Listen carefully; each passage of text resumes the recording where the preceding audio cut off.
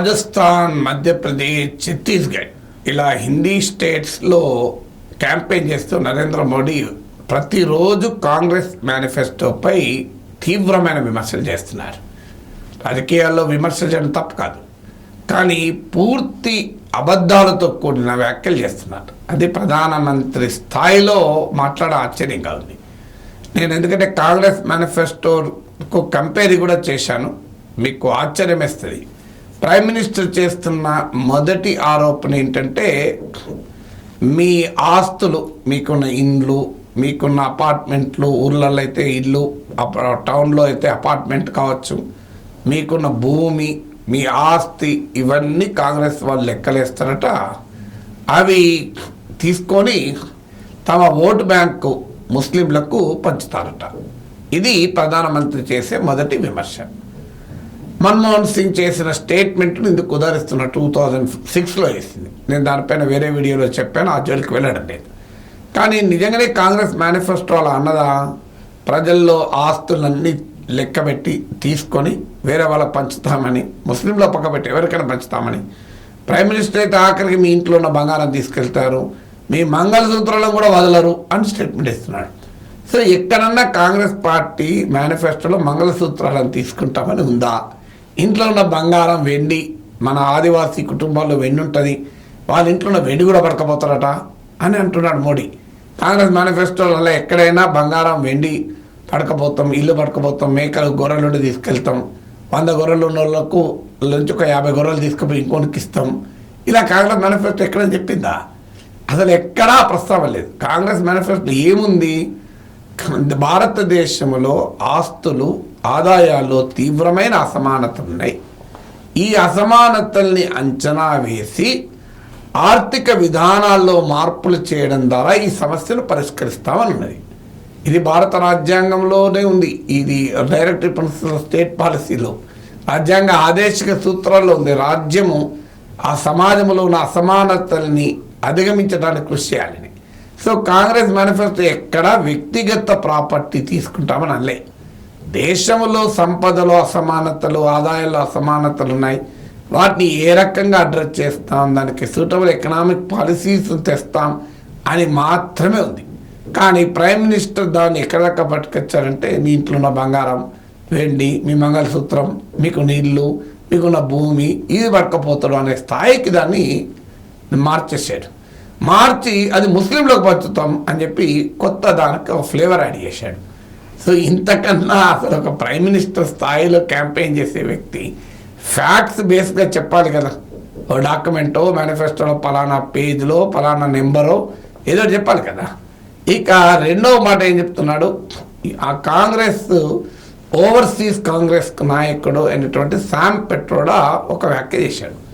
So ఆ వ్యాఖ్య ఏంటి అంటే, అమెరికాలో ఇన్హెరిటెన్స్ టాక్స్ అంటే ఆస్తి పన్ను, వారసత్వ పన్ను ఉంటుంది.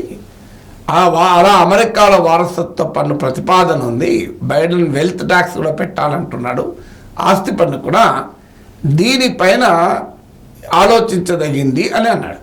కాంగ్రెస్ పార్టీ స్పష్టంగా చెప్పింది, మాకు సంబంధం లేదు, శామ్ పెట్రోడా వ్యక్తిగత వ్యాఖ్యాని.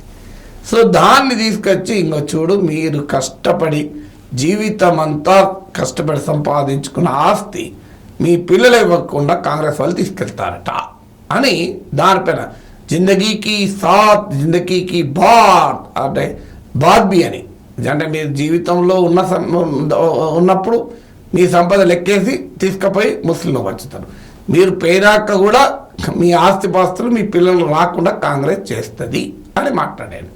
సో కాంగ్రెస్ మేనిఫెస్టో కాదు, కాంగ్రెస్ పార్టీ క్లారిఫై కూడా చేసింది, ఆస్తి పన్ను వెల్త్ ట్యాక్స్ అన్న ప్రపోజల్ ఏదీ లేదు, ఇన్హెరిటెన్స్ ట్యాక్స్ అంటే వారసత్వ పన్ను అనేది ఏమీ లేదు అని. వాస్తవంగా వెల్త్ ట్యాక్స్ ఉన్నా, ఇన్హెరిటెన్స్ ట్యాక్స్ ఉన్నా ఏ స్థాయిలో ఉంటుంది? మీరు ఒక 1000 కోట్లు 500 కోట్లు మీ పిల్లలకి ఇస్తున్నారనుకోండి, దానిపైన ఒక 0.01% ట్యాక్స్ వేసారనుకోండి, ఏమవుతుంది? కొంపలు ముడుతుందా? మీరు 500 కోట్లు ఇచ్చినప్పుడు 1% వేసారు అనుకోండి, 5 కోట్లే కదా. సో 495 కోట్లు పిల్లలకు ఆస్తి ఇస్తున్నప్పుడు 5 కోట్లు పన్ను అడుగుతున్నారు. కానీ 50 లక్షలు, కోటి, 2 కోట్లు, 5 కోట్లు ఆస్తున్న వాళ్ళ దగ్గర ఎక్కడ ఆస్తి పన్ను ఉండదు. ఆస్తి పన్ను అంటే సూపర్ రిచ్ పైన ఉంటారు, నాట్ ఈవెన్ రిచ్. వారసత్వ పన్ను అయినా సూపర్ రిచ్ పైన ఉంటుంది, నాట్ ఈవెన్ రిచ్. అందువల్ల వెల్త్ ట్యాక్స్ మంచిదా చెడ్డా అది వేరే చర్చ. ఉన్నా కూడా అది సామాన్యుడికి మంగళసూత్రాలు పట్టుకుపోయేటట్టు ఉండదు. సో మంగళసూత్రం ఉంటే అది తీసుకపోయి ఇంకొకరికి ఇచ్చి ఉండదు, వెల్త్ ట్యాక్స్ అయినా ఇన్వెస్ట్మెంట్ ట్యాక్స్ అయినా. సో అందువల్ల ఆ రకంగా కాబట్టి ఇక మూడవది ఏంటంటే ఎస్సీ ఎస్టీ బీసీల రిజర్వేషన్లు తగ్గించి ముస్లింలకు రిజర్వేషన్లు కాంగ్రెస్ ఇస్తుంది. కాంగ్రెస్ అధికారంలోకి వస్తే 15% ముస్లింలకు రిజర్వేషన్లు ఇవ్వాలని చూస్తోంది. అందుకొరకు ఎస్సీ ఎస్టీ బీసీ రిజర్వేషన్ తగ్గిస్తుందని కాంగ్రెస్ మేనిఫెస్టో ఎక్కడా చెప్పలే. ఎస్సీ ఎస్టీ బీసీ రిజర్వేషన్ తగ్గిస్తామని చెప్పలే. దీనికి ఉదాహరణగా ఏం చెప్తున్నాడు, ఆంధ్రప్రదేశ్లో చేసింది కాంగ్రెస్, కర్ణాటకలో చేసింది ఎస్సీ ఎస్టీ బీసీ రిజర్వేషన్లను తగ్గించి ముస్లింలకు ఇచ్చారు, అట్లనే దేశమంతా చేస్తారు అంటున్నాడు. ప్రైమ్ మినిస్టర్కు బేసిక్ కాన్స్టిట్యూషనల్ నాలెడ్జ్ ఉండాలి అని కర్ణాటక ముఖ్యమంత్రి సిద్ధరామయ్య విమర్శించారు. ఎందుకంటే ఎస్సీ ఎస్టీ రిజర్వేషన్లను రాష్ట్ర ప్రభుత్వాలు ముట్టుకోలేవు. అందువల్ల ఆంధ్రప్రదేశ్లో అయినా కర్ణాటకలో అయినా ఎస్సీ ఎస్టీలకు రిజర్వేషన్లు తగ్గించి ముస్లింలకు ఎట్లిస్తారు? మన రాజ్యాంగం ప్రకారం పార్లమెంటు తప్ప ఎస్సీ ఎస్టీ లిస్ట్ ఇంకెవరు ముట్టుకోలేరు. అందుకే కదా వర్గీకరణ ఏ రాష్ట్ర ప్రభుత్వం అమలు చేయలేకపోతుంది. పార్లమెంట్ తీర్పులు ఉన్నాయి కదా, సుప్రీంకోర్టు తీర్పులు ఉన్నాయి కదా. సో అందువల్ల అసలు ఒక రాష్ట్ర ప్రభుత్వాలు ఎస్సీ ఎస్టీ రిజర్వేషన్లు తగ్గించింది అని చెప్పి ప్రైమ్ మినిస్టర్ స్థాయిలో అబద్ధాలు ఆడితే ఆశ్చర్యంగా ఉంటుంది. కాంగ్రెస్ మేనిఫెస్టోలో వాస్తవానికి ఎస్సీ ఎస్టీ బీసీ రిజర్వేషన్లు తగ్గిస్తామని ఎక్కడ చెప్పలే. చెప్పింది ఏంటంటే రాజ్యాంగ పరిమితి 50% మించకూడదు, సుప్రీంకోర్టు తీర్పులు ఉన్నాయి రిజర్వేషన్లు. ఆ తీర్పును కూడా పక్కకు పెట్టి 50% మించి రిజర్వేషన్లు ఇచ్చే విధానం రావాలి అని కాంగ్రెస్ ప్రామిస్ చేసింది. ఉన్నాయి తగ్గించి కాదు, 50% మించి రిజర్వేషన్లు ఇచ్చుకునేలా వెసులుబాటు ఉండాలనేది కాంగ్రెస్ ప్రామిస్. ఇక సోషియో ఎకనామిక్ సెన్సెస్ జరుపుతామన్నారు, ఎక్కడ వెల్త్ సర్వే జరుపుతామని కాంగ్రెస్ మేనిఫెస్టో చెప్పలే. ఆస్తి లెక్కిస్తామని, రీడిస్ట్రిబ్యూషన్ ఆఫ్ వెల్త్ అని చెప్పలే. చెప్పింది ఏంటంటే ఎకనామిక్ పాలసీస్ ద్వారా అసమానతల్ని తొలగిస్తామన్నారు. అలాగే సోషియో కాస్ట్ సెన్సెస్ జరుపుతామన్నారు. కాస్ట్ సెన్సెస్ జరిపినప్పుడు ఆటోమేటిక్గా అది socio economic and caste census ఉంటుంది.